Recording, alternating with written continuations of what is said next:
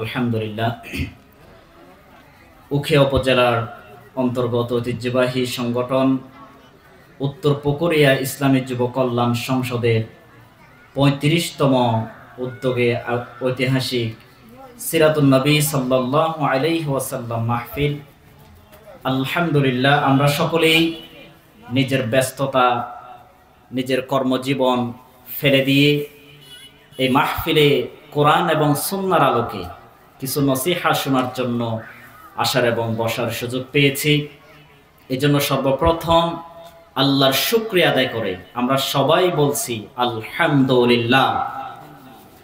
আল্লাহ রাব্বুল আলামিন আমাদেরকে সুস্থ রেখেছেন, সবল রেখেছেন, বিভিন্ন বিপদ আপদ মুসিবত থেকে হেফাজতে চাদরে আবৃত করে রেখেছেন। এজন্য সবসময় আল্লাহর প্রশংসা এবং দুজাহানের সর্দার বিশ্বনবী হযরত মুহাম্মদ পড়ুন সাল্লাল্লাহু আলাইহি ওয়াসাল্লাম, ওনার প্রতি সবসময় দরুদ পাঠ রত অবস্থায় থাকার চেষ্টা করব ইনশাআল্লাহ। আল্লাহ রাব্বুল আলামিন গোটা পৃথিবীতে মানুষদেরকে সৃষ্টি করার মূল লক্ষ্য এবং উদ্দেশ্য হচ্ছে আল্লাহর গোলামি করা, আল্লাহর দাসত্ব করা। যেমনিভাবে নবী করিম সাল্লাল্লাহু আলাইহি ওয়াসাল্লামের কাছে আল্লাহ তাআলা ১১৪টি সূরা অবতীর্ণ করলেন। প্রত্যেকটি সূরার ঐতিহাসিক সাবাবুন নুজুল, ঐতিহাসিক প্রেক্ষাপট এবং প্রত্যেকটি আয়াত থেকে গোটা বিশ্বের মুসলমানদের জন্য রয়েছেন অনেক শিক্ষা। এজন্য আমরা তাফসিরুল কোরআন মাহফিল, সিরাতুন নবী সাল্লাল্লাহু আলাইহি ওয়াসাল্লামের মাহফিল, এগুলোতে নিজেকে জড়িত করে কোরআন এবং সুন্নাহর আলোকে নসিহা শুনে নিজের বাস্তবতার সাথে মিলিয়ে আমল করার চেষ্টা করব ইনশাআল্লাহ। আল্লাহ তাআলা এই পৃথিবীর মধ্যে যে সূরাগুলো অবতীর্ণ করেছেন, আজকে আমরা অল্প সময়ে সূরাতুল আসর, যেটা সময়ের গুরুত্ব সম্পর্কে আল্লাহ তাআলা সূরা অবতীর্ণ করেছেন। এই সূরাতুল আসর অনেক গুরুত্বপূর্ণ একটি সূরা।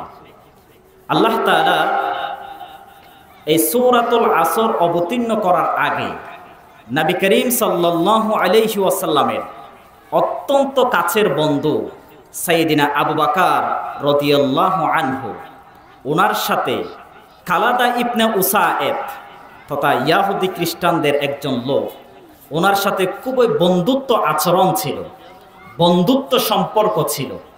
কিন্তু পরবর্তীতে সাইয়েদিনা আবু বকর রাদিয়াল্লাহু আনহু যখন ইসলাম ধর্ম গ্রহণ করলেন, ইসলাম ধর্ম গ্রহণ করার মধ্য দিয়ে খালাদা ইবনে উসায়েদের সাথে যখন একদিন সাক্ষাৎ হয়ে গেল, তখন সে আবু বকর রাদিয়াল্লাহু আনহুকে বলল, হে আবু বকর, তুমি তো ধ্বংস হয়ে গিয়েছো, তুমি তো লোকসানের মধ্যে নিমজ্জিত হয়ে গিয়েছো।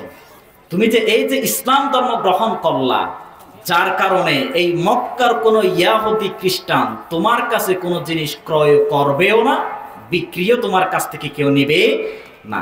এজন্য তুমি সবচেয়ে ক্ষতির মধ্যে নিপতিত হয়ে গিয়েছো।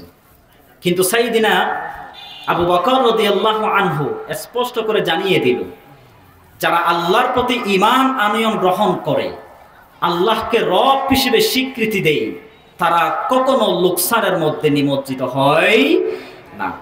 আল্লাহ রাব্বুল আলামিন সূরাতুল আসর যখন অবতীর্ণ করে প্রেরণ করলেন, তখন আবু বকর রাদিয়াল্লাহু আনহু খালাদা ইবনে উসায়েদের সাথে যখন সাক্ষাৎ হয়ে গেলেন, খালাদা ইবনে উসায়েদ আবু বকর রাদিয়াল্লাহু আনহুকে স্পষ্ট করে জানিয়ে দিলেন, হে আবু বকর, তুমি ক্ষতির মধ্যে নিমজ্জিত হয়ে গেলা, লোকসানের মধ্যে নিপতিত হয়ে গিয়েছো।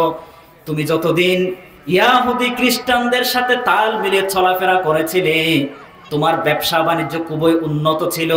তুমি আজকে ইসলাম ধর্ম গ্রহণ করার কারণে কোন ইয়াহুদি খ্রিস্টান তোমার কাছে কোনো জিনিস ক্রয় করবে না আর বিক্রিও করবে না, এই জন্য তুমি লোকসানের মধ্যে নিমজ্জিত হয়ে গিয়েছো। তখন আবু বকর রাদিয়াল্লাহু আনহু খালাদা ইবনে উসায়েদকে স্পষ্ট জানিয়ে দিলেন, যারা আল্লাহর প্রতি ঈমান আনয়ন গ্রহণ করে, যারা রাসূলের আশপাশে থেকে সাহাবীতে নিমজ্জিত হয়ে যায়, কোরআন এবং সুন্নাহর আলোকে নিজের জীবনটা অতিবাহিত করতে পারে, তারা কখনো লোকসান কিংবা ক্ষতির মধ্যে নিমজ্জিত হবে না। আল্লাহ তাআলা আমাদের জীবনটা অবশ্যই কবুল করে নেবেন। যারা আল্লাহর প্রতি ঈমান আনয়ন গ্রহণ করে না, বরং তারাই ক্ষতির মধ্যে নিমজ্জিত থেকে যায়। সুবহানাল্লাহ। আবু বকর রাদিয়াল্লাহু আনহু স্পষ্ট জানিয়ে দিলেন, যেহেতু আমরা আল্লাহর প্রতি ঈমান এনেছি, রাসূলের আশপাশে থাকি, সাহাবীর মধ্যে আমি নামের লিস্টভুক্ত হয়েছি, সুতরাং আমি ক্ষতির মধ্যে কখনো পড়ব না। ইমাম শাফিঈ রাহিমাহুল্লাহ তিনি এই সূরার একটা অভিমত জানিয়েছেন। তিনি বললেন, গোটা পৃথিবীর মানুষ অন্যান্য সূরা বাদ দিয়ে অন্তত সূরাতুল আসর নিয়ে যারা গবেষণা চালায়, সূরাতুল আসর নিয়ে রিসার্চ করে, হেদায়েতের জন্য এই সূরাটাই তার জন্য যথেষ্ট হয়ে যায়। আল্লাহু আকবার। কারণ এই সূরাতুল আসর অনেক গুরুত্বপূর্ণ একটা সূরা। সুবহানাল্লাহ। আসুন আমরা সূরার মধ্যে ঢুকি। ওয়াল আসরি ইন্নাল ইনসানা লাফি খুসর। আল্লাহ তাআলা বলেন ওয়াল আসর, ওয়া শব্দটি কসমিয়া, কসমের শপথ করলেন, শপথ করলেন সময়ের কসম। কারণ সময়ের গুরুত্ব কম না বেশি? মানুষের কাছে প্রত্যেকটি জিনিস সময়ের সাথে রিলেটেড। সুবহানাল্লাহ। এই জন্য সময়ের গুরুত্ব বোঝাতে গিয়ে আল্লাহ তাআলা সময়ের কসম করলেন। আল্লাহ তাআলা কোরআনুল কারীমের মধ্যে প্রায় 40টি আয়াতে আল্লাহ তাআলা শপথ করলেন। তন্মধ্যে ভূমণ্ডলীয় 20টি আয়াত, নবমণ্ডলীয় 20টি আয়াত আল্লাহ তাআলা শপথ করলেন। যেমন ওয়াত্তিনি ওয়াজ্জাইতুন ওয়া তুরি সিনিন, আল্লাহ তাআলা তিন এবং জাইতুনের শপথ করলেন, পাহাড়ের শপথ করলেন। এজন্য আল্লাহ তাআলা এই শপথের একটা বাস্তবতা শিখে নেন। আমরা বর্তমান মুসলমানরা শপথ করি মসজিদে গিয়ে, কোরআন শরীফ স্পর্শ করে আমরা শপথ করি নাকি করি না? অনেকে আবার দেখবেন সন্তানের মায়ে হাত রেখে শপথ করে, আল্লাহর কসম সন্তানের মাথা ছুঁয়ে বললাম আমি এই কাজটি করি নাই। কোরআনকে শপথ করে বলে, কোরআন ধরে বললাম আমি এই কাজটি করি নাই, কিংবা আমি ওই জায়গায় যাই নাই। স্পষ্ট শিরিক। কারণ মানুষরা কখনো আল্লাহর সৃষ্টিকে সম্বোধন করে শপথ করতে পারে না, এটা আল্লাহর জন্য খাস। আল্লাহ তাআলা বিভিন্ন জিনিসকে কেন্দ্র করে ইন্ডিকেটেড করে সম্বোধন করে তিনি শপথ করার ইখতিয়ার ওনার জন্য খাস। আমরা আল্লাহর কসম এটাই বলে আমরা শপথ করতে পারি। দ্বিতীয় আয়াত, ইন্নাল ইনসানা লাফি খুসর। আল্লাহ রাব্বুল আলামিন সূরাতুল আসর সময়কে গুরুত্ব দেওয়ার জন্য এই সূরাটি নাজিল করেছেন।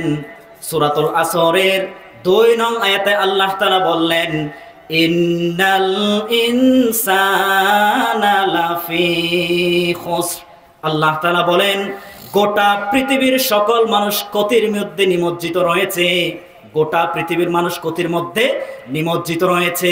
আমি মানুষদেরকে জীবন দিয়েছি, মানুষদেরকে মৃত্যু দান করেছি, মায়ের গর্ভ থেকে সুন্দর করে মানব আকৃতিতে দুনিয়ার মধ্যে আমি প্রেরণ করেছি।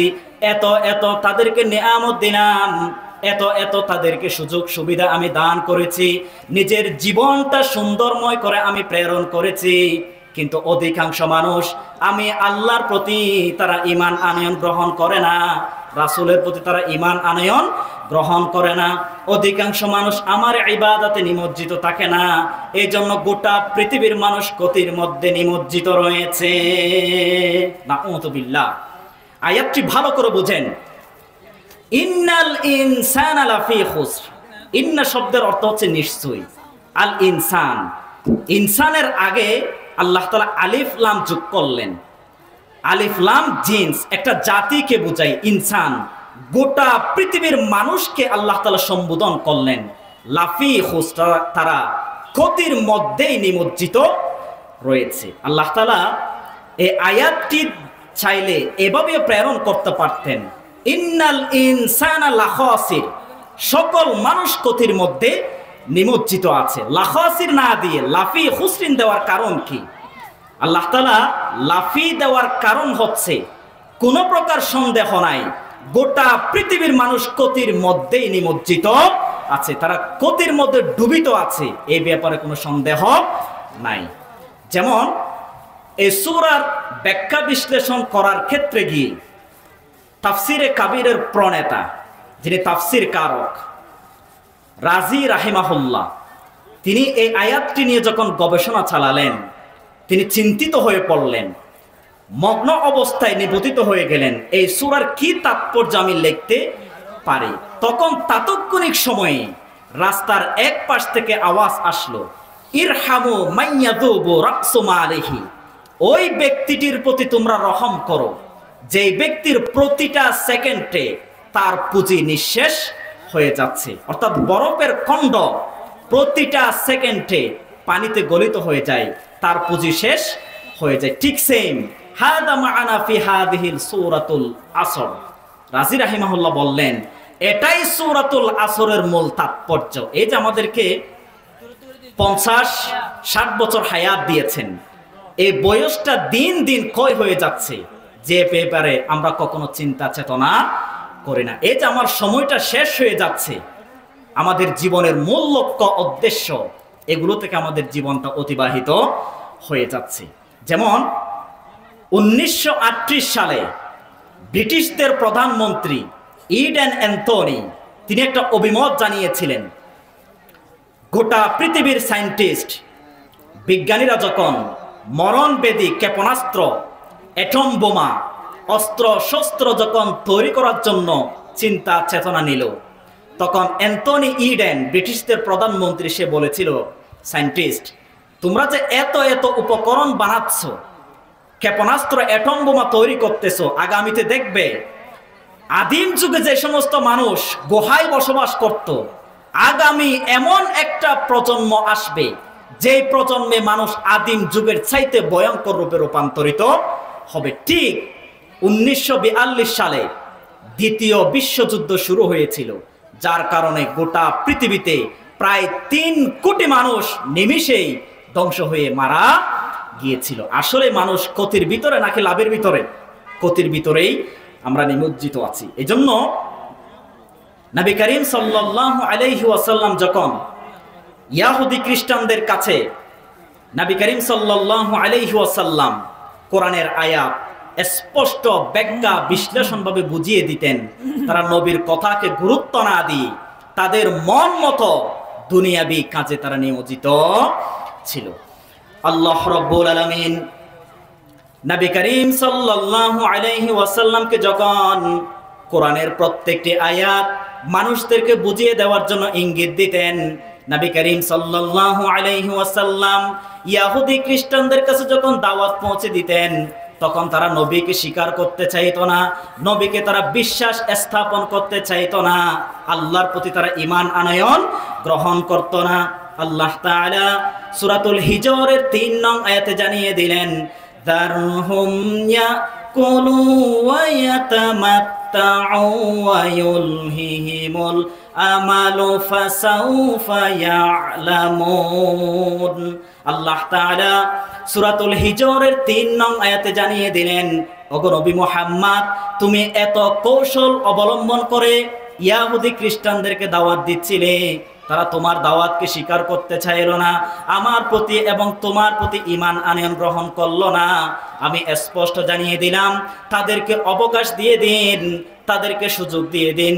দারহুম ইয়াকুলু, তারা দুনিয়ায় খাওয়ার জন্য অভ্যস্ত হয়ে যাক, তাদেরকে খাওয়ার জন্য আপনি সুযোগ করে দিন। ওয়া ইয়াতামাত্তাউ, তাদেরকে ভোগ করার জন্য সুযোগ করে দিন এবং আশা আকাঙ্ক্ষা নেওয়ার জন্য তাদেরকে অবকাশ দিয়ে দিন। কারণ গোটা পৃথিবীর ইহুদি খ্রিস্টান তারা দুনিয়াবী চিন্তা চেতনা নিয়ে বাস্তবতার সাথে মিলিয়ে বসবাস করতেন, তারা আল্লাহর প্রতি বিধান অনুসরণ করত না, রাসূলের প্রত্যেকটি সুন্নাত তারা অনুসরণ করত না। দুনিয়ায় ভোগ বিলাস, ক্ষমতা অপব্যবহার, দুনিয়াবী লোভ লালসা নিয়ে তাদের জীবনটা অতিবাহিত করত। নাউযু বিল্লাহ। এই আয়াতটি ভালো করে বুঝেন। দারহুম ইয়াকুলু, ইয়াকুলু শব্দটি আল্লাহ তাআলা বহু বচন ব্যবহার করলেন, জামাআ। হে নবী, তাদেরকে আপনি অবকাশ দিয়ে দিন, তারা দুনিয়ায় খাওয়ার জন্য অভ্যস্ত হয়ে যাক। ওয়া ইয়াতামাত্তাউ, এবং তাদেরকে ভোগ করার জন্য সুযোগ করে দিন। তারা মানুষের ধন সম্পদ আত্মসাৎ করবে, ক্ষমতার অপব্যবহার করে তাদের দুনিয়ার জিন্দেগি চলমান রাখবে। দুর্নীতিমূলক শাসন ব্যবস্থা চালিয়ে মানুষের অধিকার হরণ করবে। ওয়ায়ুলহিহিমুল আমাল, এবং তাদেরকে এটাও সুযোগ করে দিন তারা 41 সালের টার্গেট দিবে, 50 সাল 60 বছর বাঁচবে, এরকম দীর্ঘজীবী হওয়ার আশা আকাঙ্ক্ষা তারা করবে।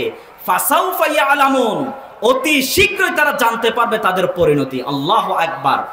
আমার মনে হচ্ছে এই আয়াতটি বর্তমান বাংলাদেশের পরিস্থিতির সাথে একেবারে সেম রূপে রূপান্তরিত হয়েছে। আল্লাহু আকবার। এই যে দেখেন, দীর্ঘ 16-17 বছর পর্যন্ত তারা খেয়েছে, ভোগ করেছে, 41 সালের টার্গেট দিয়েছে নাকি দেয় নাই? তারা গোটা পৃথিবীতে এমন একটা ইতিহাস সৃষ্টি করে গেলেন যে ইতিহাস আগের জন্মে আমরা কখনো দেখতে পারি নাই। গোটা পৃথিবীতে বাংলাদেশের এই ইতিহাস প্রথম যে প্রধানমন্ত্রী থেকে শুরু করে নিম্নতম কর্মজীবী সরকারি আমলা, শুরু থেকে শেষ পর্যন্ত 14 গোষ্ঠী নাতিপুতি বাংলাদেশ থেকে পলায়ন হওয়ার জন্য বাধ্য হয়েছে। সুবহানাল্লাহ।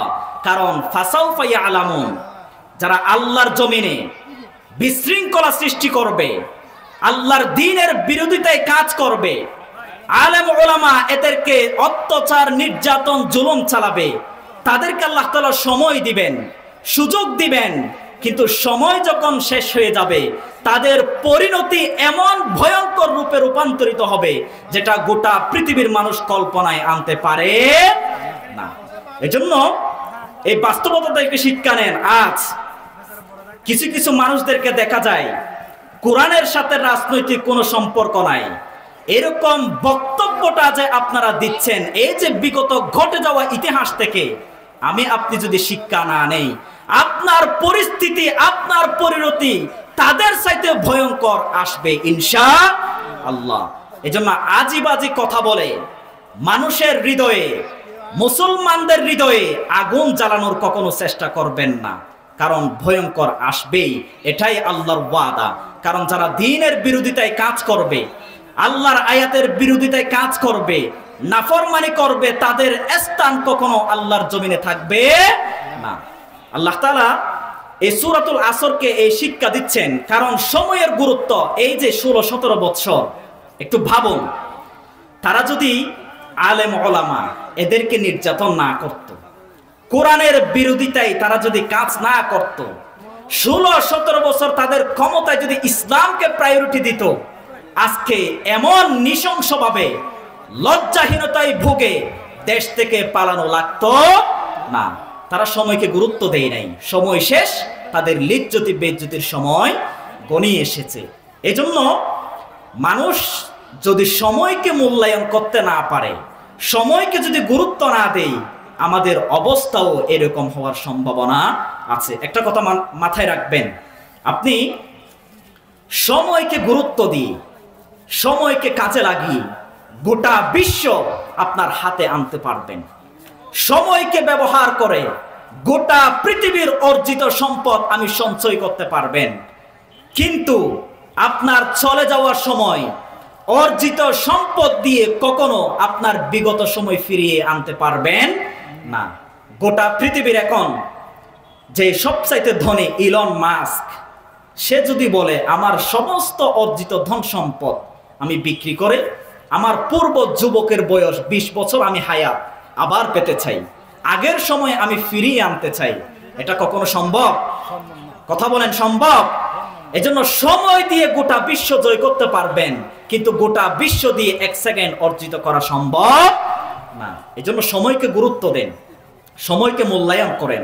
আমরা যুবকরা, ইয়াং জেনারেশন, আমরা 5ই আগস্ট এমন ইতিহাস করে গিয়েছি যেটা বাংলাদেশ শেষ অবধি পর্যন্ত ইতিহাস হয়ে ইতিহাসের পাতায় থাকবে ইনশাআল্লাহ। এজন্য যুবক ভাইয়েরা, আমরা আমাদের সময়কে যদি কাজে লাগাতে পারি, আগামীতে বিশ্ব আমাদের হাতে থাকবে। দেশের রাজনৈতিক সমস্ত প্ল্যাটফর্মে আমরা যাওয়ার অগ্রাধিকার পাবো ইনশাআল্লাহ। এখন সময়কে গুরুত্ব না দিয়ে ছাতামাতা নেতার পিছনে যদি সময় ব্যয় করেন, সময়ের অপব্যবহার করেন, তারা আপনাকে ডাস্টবিনে ফেলে দিয়ে তাদের সন্তানদেরকে রাজনৈতিক প্ল্যাটফর্মে তুলে দিয়ে আপনার জীবন তছনছ করে তারাই দিবে। এটা আমরা আসলে বুঝতে চাই না। আমরা মনে করি নেতার সাথে চললে, নেতার সাথে ছবি ফেসবুকে দিলে আমরা হাইলাইট হব। আমরা যুবকরা এই ধান্দায় থাকি, কিন্তু তারা শুধু ভাবে এটা আপনাদেরকে শুধু তারা ব্যবহার করবে, ইউজ করবে, ইউজ শেষ আপনাকে ডাস্টবিনে ফেলতে কোনো দ্বিধা করবে না। এজন্য আমরা যুবক ভাইয়েরা সময়কে মূল্যায়ন দিয়ে, সময়কে গুরুত্ব দিয়ে আমরা দেশকে আমাদের হাতে রাখার চেষ্টা করব ইনশাআল্লাহ। আল্লাহ তাআলা ইন্নাল ইনসানা লাফি খুসর, গোটা পৃথিবীর মানুষ ক্ষতির মধ্যে নিমজ্জিত আছে। আল্লাহ রাব্বুল আলামিন এর পরের আয়াতে ইল্লাল্লাযীনা আমানু, ইল্লা শব্দটি হরফে ইস্তিসনা, অর্থাৎ ইন্নাল ইনসানা লাফি খুসর, সকল মানুষ ক্ষতির ভিতরে আছে। ইল্লাল্লাযীনা, কিন্তু যারা ঈমান আনয়ন গ্রহণ করে, আল্লাহর প্রতি ঈমান আনবে, তারা কখনো ক্ষতির মধ্যে নিমজ্জিত হবে না। সুবহানাল্লাহ। এজন্য আমরা ক্ষতি থেকে বাঁচার জন্য ঈমানের সাথে কয়েকটি বড় বড় তিনটি পদ্ধতি আমরা অনুসরণ করব। এক নাম্বার, আকীদাতুস সহিহা। আমরা যে ঈমান এনেছি লা ইলাহা ইল্লাল্লাহু মুহাম্মাদুর রাসূলুল্লাহ, এই ঈমানকে টিকিয়ে রাখার জন্য আকীদাতুস সহিহা, আমাদের আকীদা সঠিক হওয়া লাগবে, সহি হওয়া লাগবে। এখন আমার আপনার আকীদায় যদি বেজাল থাকে, আমাদের ঈমানেরও ত্রুটি থাকার সম্ভাবনা বেশি নাকি কম? এজন্য আকীদাতুস সহিহা, আমাদের আকীদা সহি করার চেষ্টা করব ইনশাআল্লাহ। দুই নাম্বার, তরিকাতুস সহিহা, আমাদের পদ্ধতি, নিয়ম পদ্ধতি, মানহাজ, এগুলো সহি থাকা লাগবে। আমি যে দৈনিক 5 ওয়াক্ত সালাত আদায় করি, মন মতো মন গড়া আমরা যদি সালাত আদায় করি, এই নামাজ কখনো আল্লাহ তাআলা কবুল করবে না। এজন্য নামাজের গুরুত্ব বোঝাতে গিয়ে আমাদের মানহাজ, পদ্ধতি, সকল সেক্টরে আমাদের সুন্নাত এবং কোরআন এগুলো অনুসরণের মধ্য দিয়ে আল্লাহর কাছে ইবাদত করা লাগবে। 3 নাম্বার, ইখলাসুল আমাল, আমাদের যে আমল, ভালো কাজ করি, এগুলো ইখলাস থাকা লাগবে, একনিষ্ঠতার সাথে আল্লাহকে খুশি করার নিমিত্তে আমাদের ইবাদত হওয়া লাগবে। এখন মানুষদেরকে দেখানোর জন্য যদি আপনি হজ করে আসেন, আল হাজ ট্যাগ লাগাইলেন, হাজি সাহেব, এই হজ আল্লাহ তাআলা কখনো কবুল করবে না। এজন্য সর্বপ্রথম এই 3টি আকীদা আমরা যদি অনুসরণ করতে পারি, আল্লাহর প্রতি আমরা ইবাদতের তারতম্য বেশি হওয়ার কারণে আমাদের সেই ইবাদত আল্লাহ তাআলা কবুল করবেন ইনশাআল্লাহ। এজন্য ইল্লাল্লাযীনা আমানু, যারা আল্লাহর প্রতি ঈমান আনয়ন গ্রহণ করে, তারা কখনো ক্ষতির মধ্যে পড়বে না। আল্লাহ রাব্বুল আলামিন মানুষদেরকে ঈমান আনয়ন গ্রহণ করার জন্য তাগিদ দিয়েছেন, রাসূলের প্রতি ঈমান আনয়ন গ্রহণ করার জন্য তাগিদ দিয়েছেন। আমরা যদি ঈমান আনয়ন গ্রহণ করার পরে আকীদায় যদি কোনো সমস্যা দেখা যায়, আল্লাহর প্রতি এবং রাসূলের প্রতি যদি পর্যাপ্ত পরিমাণে ঈমান না থাকে, আমাদের ইবাদত কখনো আল্লাহর কাছে কবুল হবে না। এই জন্য আল্লাহ তাআলা ঈমানের গুরুত্ব বুঝাতে গিয়ে সূরাতুল আনআমের 48 নং আয়াতে জানিয়ে দিলেন, ওয়া মা নুরসিলুল মুরসালিনা ইল্লা মুবাশশিরিনা ওয়া মুনযিরিন ফামান আমানা ওয়া আসলাহা ফালা খাউফুন আলাইহিম ওয়ালা হুম ইয়াহজানুন। আল্লাহ তাআলা সূরাতুল আনআম 7 নম্বর পর 12 নম্বর পৃষ্ঠার 8 নম্বর লাইনের 48 নং আয়াতে জানিয়ে দিলেন, আমি নবীকে স্পষ্ট প্রেরণ করেছি। নবী মুহাম্মদকে দুনিয়ার মধ্যে প্রেরণ করার 1 নাম্বার কারণ হলো আমার কোরআন মানুষের ধারে ধারে গিয়ে পৌঁছে দেওয়ার জন্য তাকে আমি সতর্ককারী, সুসংবাদদাতা হিসেবে প্রেরণ করেছি। তারা যেন আল্লাহর প্রতি ঈমান আনয়ন গ্রহণ করার জন্য আল্লাহর দাওয়াত পৌঁছানো পায়। এই জন্য আমি নবীকে দুনিয়ার মধ্যে নবী হিসেবে প্রেরণ করেছি। আর নবীর দাওয়াত পাওয়ার পরে ফামান আমানা, যারা আল্লাহর প্রতি ঈমান আনয়ন গ্রহণ করবে, রাসূলের প্রতি ঈমান আনয়ন গ্রহণ করবে, ওয়া আসলাহা, এবং নিজের জীবনটা পরিশুদ্ধ করে নিবে, আত্মসংশোধন করে নিবে, আমি আপনি নামাজ ত্যাগ করে দেই, নামাজ অধ্যয়ন করি না, নামাজ আদায় করি না, নিজের ভুল ভ্রান্তি পরিত্যাগ করে আল্লাহর কোরআন এবং সুন্নাত অনুসরণ করা শুরু করে দিবে, তাদের কোনো ভয় এবং চিন্তা থাকবে না এবং তাদেরকে আমি জান্নাতে প্রবেশ করাবো। সুবহানাল্লাহ। আল্লাহ তাআলা বলতেছেন আমানা, যারা আল্লাহর প্রতি ঈমান আনয়ন গ্রহণ করবে, ওয়া আসলাহা, এবং নিজের জীবনটা পরিশুদ্ধ করে নেবে, ফালা খাউফুন আলাইহিম ওয়ালা হুম ইয়াহজানুন, তারা দুনিয়ার মধ্যে কোনো ভয় চিন্তা চেতনা থাকবে না। সুবহানাল্লাহ। এই যে আমরা পর্যাপ্ত পরিমাণে যদি ঈমানটা না আনি, আমাদের একুলও শেষ, পরকালও শেষ। আল্লাহর নবী যখন ইয়াহুদি এবং খ্রিস্টানদেরকে দাওয়াত দিতেন, তারা দাওয়াত সহজে কবুল করতো না, এমনকি তারা রসুলের সাথে আর্গুমেন্টস পেশ করত। নবীকে একদিন ইয়াহুদি আবু জাহাল, উতবা, সাইবা তারা স্পষ্ট জানিয়ে দিলেন, আপনি যদি আসলে প্রকৃত নবী হয়ে থাকেন, আপনি যদি আসলে প্রকৃত আল্লাহর পয়গাম্বর হয়ে থাকেন, তাহলে আপনার কাছে যে ফেরেশতা প্রেরণ করা হয়, ওই ফেরেশতা আমাদের সামনে নিয়ে আসতে বলেন, আল্লাহকে বলেন আমাদের স্বচক্ষে আমাদের সামনে যদি ফেরেশতা প্রেরণ করে, আমরা যদি স্বচক্ষে ফেরেশতাগুলো দেখতে পাই, তাহলে তোমার প্রতি এবং আল্লাহর প্রতি আমরা ঈমান আনয়ন গ্রহণ করব। এই ঘটনাটি আল্লাহ তাআলা সূরাতুল হিজরের মধ্যে স্পষ্ট জানিয়ে দিলেন, তা তিনা বিল মালাইকাতি ইন কুনতা মিনাস সাদিকিন। আল্লাহ তাআলা বলেন, ওগো নবী মুহাম্মদ, তারা আপনার কাছে আর্গুমেন্টস পেশ করবে, তারা বলবে আল্লাহ স্পষ্ট করে আমাদেরকে ফেরেশতা প্রেরণ করেন, আমরা যদি ফেরেশতাগুলো নিজের চোখ দিয়ে দেখতে পাই, তোমার প্রতি এবং আল্লাহর প্রতি আমরা ঈমান আনয়ন গ্রহণ করব। কিন্তু আল্লাহ তাআলা নবী মুহাম্মদকে স্পষ্ট জানিয়ে দিলেন, ওগো নবী মুহাম্মদ, তাদের সামনে যদি আমি ফেরেশতাগুলো প্রেরণ করি, তাদের চোখ দিয়ে ফেরেশতা দেখার পরেও তারা কখনো আমার প্রতি এবং তোমার প্রতি ঈমান আনয়ন গ্রহণ করবে না। এই জন্য কোনো কারণ ছাড়া আমি ফেরেশতা দুনিয়ার মধ্যে প্রেরণ করি না। আল্লাহু আকবার। তাতিনা বিল মালাইকা ইন কুনতা মিনাস সাদিকিন। কেমন জাতি দেখেন যে নবী মুহাম্মদ, তুমি যদি আসলেই প্রকৃত নবী হয়ে থাকো, আল্লাহকে বলো এই যে তোমার কাছে ফেরেশতা আসে আমাদেরকে ধোঁকা দাও। এই যে এই সময়ে সূরাতুল আসর অবতীর্ণ করলো, সূরাতুল হিজর অবতীর্ণ করলো, কারা আসলো? ফেরেশতা আসলো। তুমি ফেরেশতাদেরকে দেখতে পাও, কিন্তু আমরা ফেরেশতাকে দেখতে পারি না। এজন্য আমরা ফেরেশতাকেও বিশ্বাস করি না, তোমার প্রতিও আমরা ঈমান আনয়ন গ্রহণ করব না। এজন্য আল্লাহকে বলেন, আল্লাহ যেন ফেরেশতাদেরকে আমাদের চোখের সামনে নিয়ে আসে, আমরা স্বচক্ষে ফেরেশতাগুলো যদি দেখি, তোমার প্রতি এবং আল্লাহর প্রতি আমরা ঈমান আনয়ন গ্রহণ করব। কিন্তু আল্লাহ তাআলা বলতেছেন, ওগো নবী মুহাম্মদ, তাদের কাছে যদি আমি ফেরেশতা প্রেরণ করি, ফেরেশতা দেখার পরেও তারা আমার প্রতি তোমার প্রতি ঈমান আনবে না। কেমন ঘাটতারা জাতি দেখেন। আজ গোটা পৃথিবীতে বাংলাদেশের বিগত ইতিহাস আলেম ওলামা কোরআন হাদিসের রেফারেন্স দিয়ে, আলোচনার মধ্য দিয়ে মানুষকে কোরআনের দিকে আহ্বান করেছিল, জাতিকে সংশোধন হওয়ার জন্য আহ্বান করেছিল, ইসলামের দেশে রূপান্তরিত করার জন্য আহ্বান করেছিল।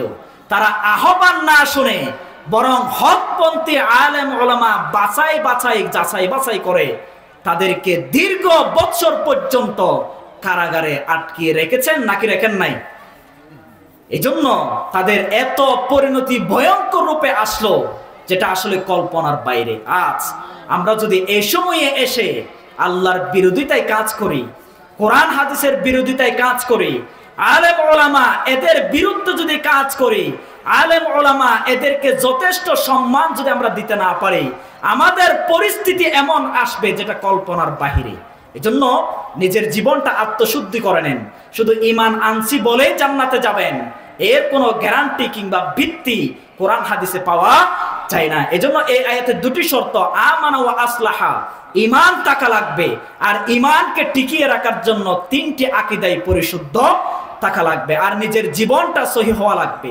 এই দুটি শর্ত যদি আমরা মান্য করতে পারি, তাহলে আমাদের ঈমানের গুরুত্বটা আল্লাহর কাছে থাকবে ইনশাআল্লাহ। আর যারা ইসলামের আলো, কোরআন হাদিসের আলো নিভিয়ে দেওয়ার জন্য চেষ্টা কিংবা কাজ চালায়, তাদেরকেই আল্লাহ তাআলা ধ্বংস করে দিবেন ইনশাআল্লাহ।